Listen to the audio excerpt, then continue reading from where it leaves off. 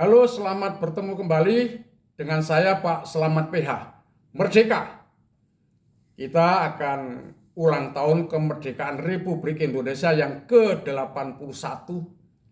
Semoga kita semua bisa menikmati kemerdekaan kita itu dan jangan sampai merdeka hanya di bendera, kenaikan bendera merah putih. Nah, 13 cara untuk kaya uang ini tentu saja tidak hanya ini, Anda boleh menambahi, bahkan bisa juga memodifikasi, silahkan. Ini catatan saya pribadi, hasil simaan-simaan saya selama ini, sehingga ini 13 ini bukanlah sesuatu yang harus, tapi Anda boleh menambahi, memperkaya, mengelaborasi, dan sebagainya. Ya, nomor satu, jika Anda ingin kaya uang, Anda harus punya keinginan kuat untuk kaya. Memiliki kemampuan dan kesanggupan untuk kaya, dan berperilaku seperti orang kaya, yang selalu menganggap situasi itu sebagai peluang, bukan rintangan, bukan halangan, dan bahkan bukan ancaman. Itu adalah orang yang betul-betul memiliki keinginan kuat untuk kaya. Yang kedua, pikirkanlah bagaimana caranya mengakumulasi penghasilan sebanyak-banyaknya dalam waktu yang sesingkat-singkatnya. Ya tentu saja kalau ingin kaya ya Anda itu pilihannya menjadi profesional atau pengusaha atau bahkan investor.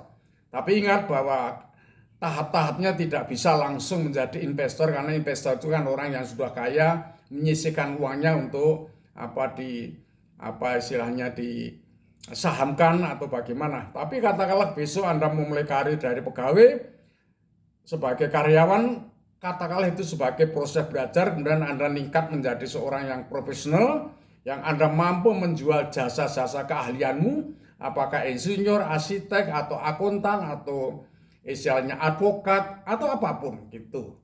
Nah, lalu berikutnya lagi, lebih atas lagi menjadi pengusaha. Pengusaha itu adalah seseorang yang punya jiwa kewirausahaan dan akhirnya dia bisa menghasilkan uang, bukan mendapatkan uang. Kalau yang mendapatkan uang kan itu pegawai ya, menghasilkan uang seorang pengusaha. Nah, di atasnya lagi, kalau Anda sudah kaya, Anda menjadi investor yang tidak lain tidak bukan, Anda punya modal uang, kemudian Anda membeli saham di berbagai perusahaan sebagai investasi, lalu orang lainlah yang menjalankan uangmu itu. Itu adalah nomor 2. Nomor 3 adalah berpikir kaya, yaitu mampu menerjemahkan kayaannya secara lisan dan tertulis, bertindak, membiasakan tindakan untuk kaya, berkarakter kaya, dan akhirnya tujuan kayamu akan tercapai. Itu nomor 3. Nomor 4, tekunilah bidang-bidang keahlian yang dapat diuangkan. Misalnya barang, ada tata boga, tata busana, ada teknologi pengolahan pangan, bangunan, industri, dan sebagainya. Kemudian yang kedua adalah selain itu adalah barang, bidang-bidang keahlian yang diuangkan berupa barang, tapi bisa juga Anda itu menekuni bidang-bidang yang bisa diuangkan, yaitu jasa. Apakah Anda itu menjual jasa pelatihan, training, ya, atau mungkin juga konsultan, mungkin akuntan, dan sebagainya, yang itu semua adalah tentang jasa. Kalau Anda menekuni jasa dan bisa diuangkan jasa itu. Tidak hanya itu saja, juga zaman sekarang sudah zaman teknologi, terutama komunikasi, terutama digital. Maka sekarang Anda bisa juga menekuni bidang keahlian yang namanya digital. Makanya sekarang ini sudah membahana lah di negara manapun, itu adalah e-commerce dan juga campuran dari tadi barang, jasa, dan juga digital. E-commerce itu kalau Anda ngikuti ya gerakan-gerakan dunia seperti Jack Ma dari China itu, lalu juga sejumlah perusahaan-perusahaan Amerika, mulai dari Jeff Bezos, mulai dari Mark Zuckerberg, itu semuanya pada dasarnya menjual teknologi termasuk jasa-jasanya. Itu adalah nomor 4. Nomor 5, bekerjalah atas dasar hasil atau keuntungan atau profit. yang ditempuh melalui apa? Ya sebagai pengusaha atau pedagang, trader, sebagai konsultan, sebagai trainer, sebagai content creator, sebagai e-commerce trader, lalu juga bisa juga desainer, evaluator dan sebagainya. Tapi intinya Anda bekerja atas dasar hasil kerjaanmu, bukan gajian.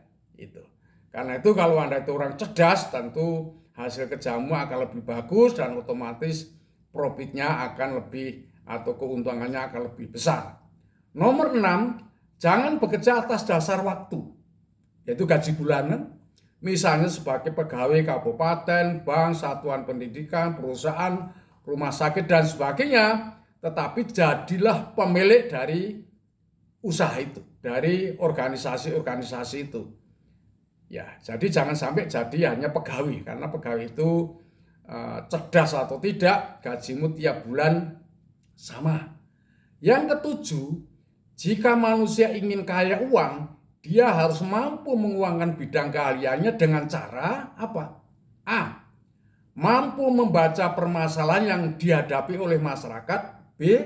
Memikirkan ide atau gagasan baru berupa barang atau jasa atau digital untuk menyelesaikan permasalahan yang dihadapi oleh masyarakat. C. Memproduk barang atau jasa atau digital untuk menyelesaikan permasalahan masyarakat. D. Mendirikan perusahaan untuk menjual barang, jasa atau digital. E. Melakukan pemasaran agar produk atau jasanya terjual untuk memperoleh keuntungan atau profit. Dan F. Itu selalu melakukan inovasi perusahaannya. Apakah Anda menggunakan pendekatan sustaining innovation, yaitu inovasi untuk bertahan, atau juga bisa menggunakan disruptive innovation, yaitu adalah inovasi yang prinsipnya adalah memporak-porandakan yang lalu, meskipun yang lalu juga tetap ada pelayanannya, akan tetapi disruptive innovation pada dasarnya adalah merusak apa-apa yang sudah dilakukan di masa lalu. Sebut saja Anda tahulah itu ada Gojek, ada GoFood, ada juga Grab dan sebagainya. Itu dulunya Anda tahu kan tidak seperti ini. Tapi yang dulu boleh silahkan mau tetap memelihara, tetapi sudah ada teknologi-teknologi baru yang sebenarnya adalah bisa mempermudah, memperingan, membantu masyarakat itu. Kemudian yang kedelapan, jangan menekuni bidang-bidang keahlian yang tidak dapat diuangkan. Saya maaf sekali, saya bukan kok meremehkan, tidak. Tetapi saya mengatakan jangan menekuni bidang-bidang keahlian yang tidak dapat diuangkan. Itu bukan berarti ini tidak penting, tapi untuk kepentingan yang lain. Tetapi kalau Anda ingin kaya uang, ya jangan menekuni filsafat, jangan menekuni sejarah, antropologi, sosiologi, dan sebagainya. Karena memang bidang-bidang itu bukan jurusannya untuk memperkaya uang, tapi untuk penyelesaian masalah-masalah sosial. Yang ke-9, fokuslah pada 5F. Ini saya dengarkan dari podcast Amerika Serikat. Ada 5F. Pertama adalah family, keluarga. Jadi hidup ini haruslah keluarga itu menjadi bagian terpenting dalam hidup kita. Faith, kesehatan. Financial, itu kaya uang. Friend, banyak relasi, banyak kawan. Istilahnya ada tuh rich circle-nya. Dan juga faith, keyakinan kuat terhadap Yang Maha Kuasa, karena kita yakin bahwa tidak ada barang kebetulan kok teratur. Menurut keyakinan saya, apa-apa yang teratur itu pasti ada yang merancang. Itu keyakinan saya, Anda tentu tidak harus seperti saya. Yang ke-10, satuan-satuan pendidikan harus mengajarkan dan melatih cara menghasilkan uang. Learn to earn, belajar untuk menghasilkan uang. Memperoleh uang dengan cara profit, bukan gaji. Cara berinvestasi, investing, lalu menabung dan irit, itu saving. Menyimpan uang, keeping, lalu untuk kepentingan emergency. Dan membelajarkan uang atau spending secara sadar, bukan impulsif. Lalu karena kita itu belanja apa saja berdasarkan kebutuhan, bukan keinginan, dan juga bukan impulsif. Itulah yang perlu kita lakukan.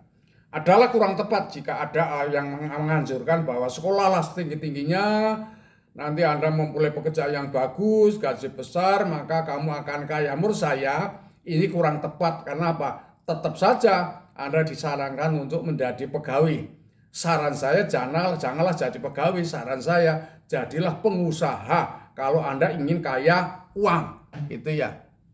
Nah, yang nomor 11, Anda harus mendiversifikasi sumber penghasilan sebanyak mungkin.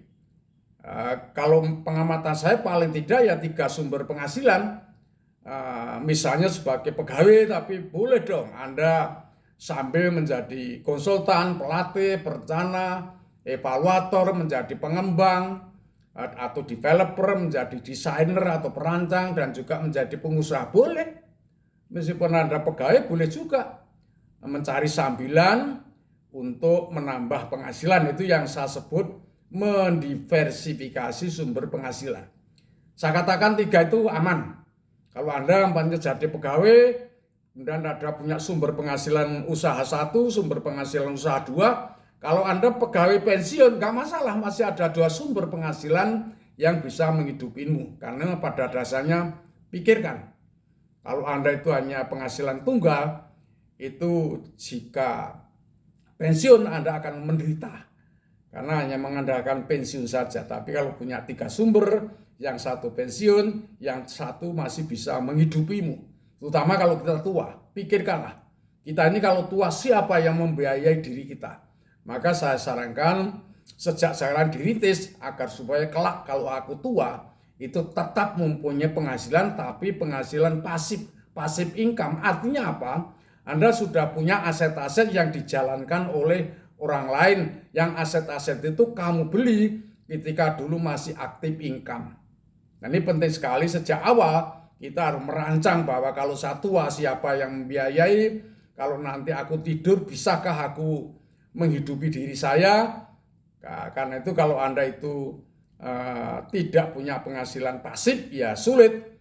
Sewaktu tidur Anda akan menghasilkan uang. Karena kalau Anda tidur tidak bisa menghasilkan uang, konsekuensinya Anda harus bekerja mencari nafkah selamanya, bahkan sampai mati. Nomor 12, satuan-satuan pendidikan harus mengajarkan kewirausahaan. Ya. Nah, kewirausahaan itu pada dasarnya apa? Ya upaya-upaya kreatif, inovatif, inventif. Untuk apa? Untuk berani memulai berwirausaha, serta berani mengambil risiko atas hasil kreativitas dan inovasinya. Lalu pekerjaanmu juga terorganisir dalam menghasilkan produk atau jasa baru yang mau dijual, dan juga cara-cara memasarkannya, lalu juga melaksanakannya secara terbaik. Artinya kalau Anda melaksanakan secara terbaik itu ya Anda ulet, gigih, tekun, progresif, pantang menyerah, tahan banting, tidak mengeluh, jujur, tertib pikir, dan sebagainya. Itu adalah modal-modal dasar yang dimiliki oleh para pengusaha. Sehingga apa? Ya hasilnya nanti berlipat ganda. Artinya apa ya? Keuntungan finansial, personal, dan sosial itu bisa besar. Sebenarnya Kementerian Pendidikan pernah mengenalkan apa yang disebut dengan literasi keuangan. Tapi tidak berlanjut. Kenapa? Ya karena di Kementerian Pendidikan itu masih kental sekali dengan authority based power. Artinya apa? Kekuasaan yang didasarkan atas, maksud saya adalah kebijakan-kebijakan yang diatur oleh siapa yang berkuasa. Ya, ini yang saya simak begitu, sehingga meskipun pernah dikenalkan literasi keuangan, tapi nggak berlanjut karena menteri berikutnya tidak lagi tertarik itu. Ini jangka panjang memang kita harus punya apa istilahnya roadmap.